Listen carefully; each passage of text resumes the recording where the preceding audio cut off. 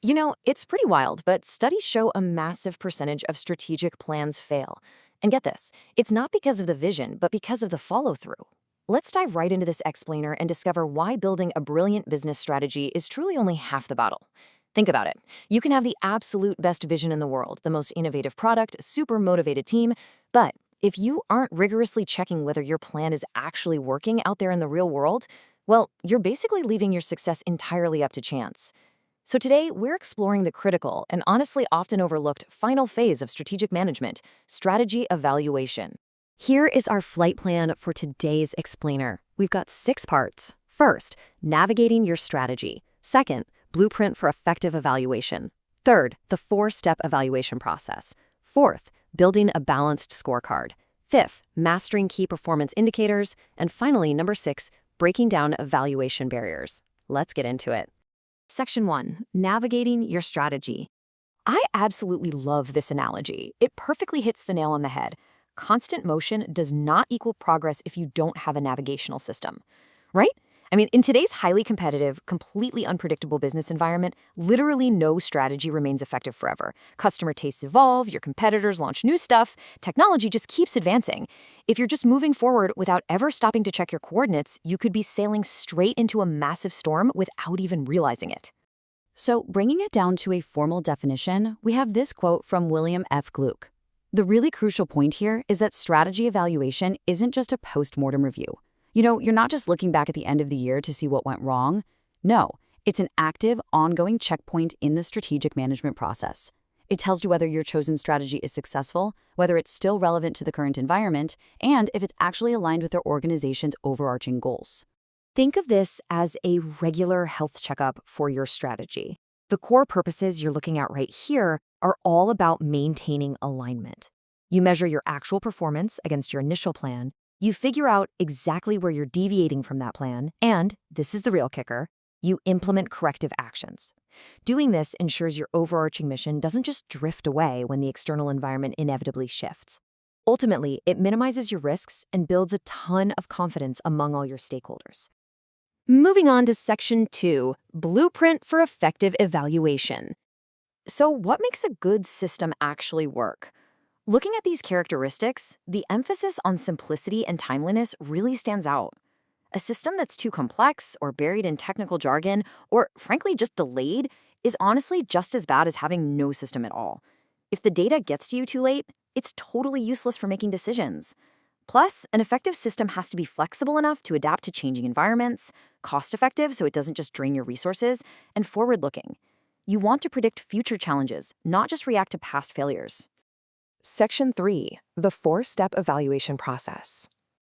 Okay, this 4-step engine is basically the heartbeat of strategic control. Step 1 begins with establishing concrete, measurable standards. And these have to be smart, specific, measurable, attainable, relevant, and time-bound. Vague standards just lead to subjective, messy evaluations. Next up, Step 2, you measure actual performance using reliable data. Then Step 3, you compare the two. If there's a gap between your standard and actual performance, boom, you move to Step 4, taking decisive corrective action.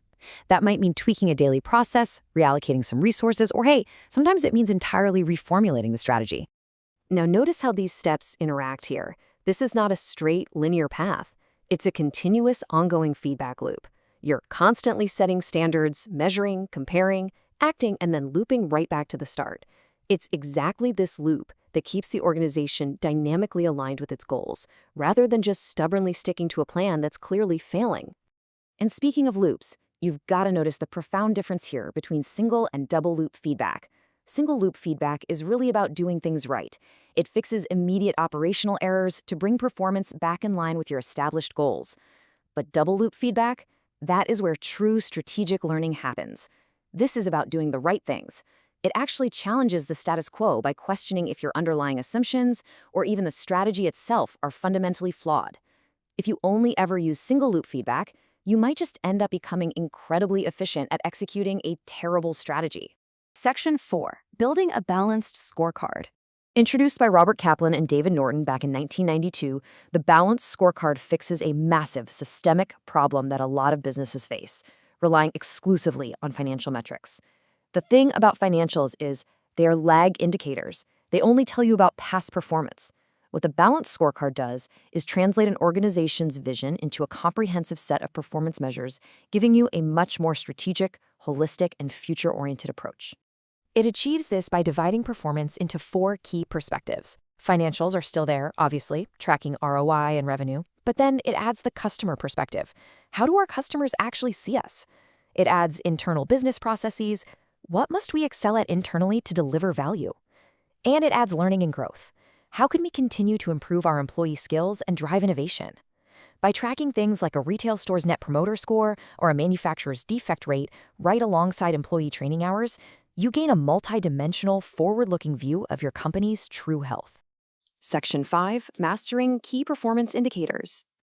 So key performance indicators, or KPIs, basically act as the vital signs, the blood pressure and pulse of your organization. A truly healthy KPI system has to be incredibly diverse. You need to balance quantitative, objective, hard data with qualitative, perception-based insights. And just as importantly, you've got to mix leading indicators that predict the future, like, say, how many sales calls were made today, with lagging indicators that confirm the past, like your final quarterly profit. Think about it. Relying only on lagging indicators is literally like trying to drive a car by only looking in the rearview mirror. To actually make KPIs work, there are some vital rules you need to follow.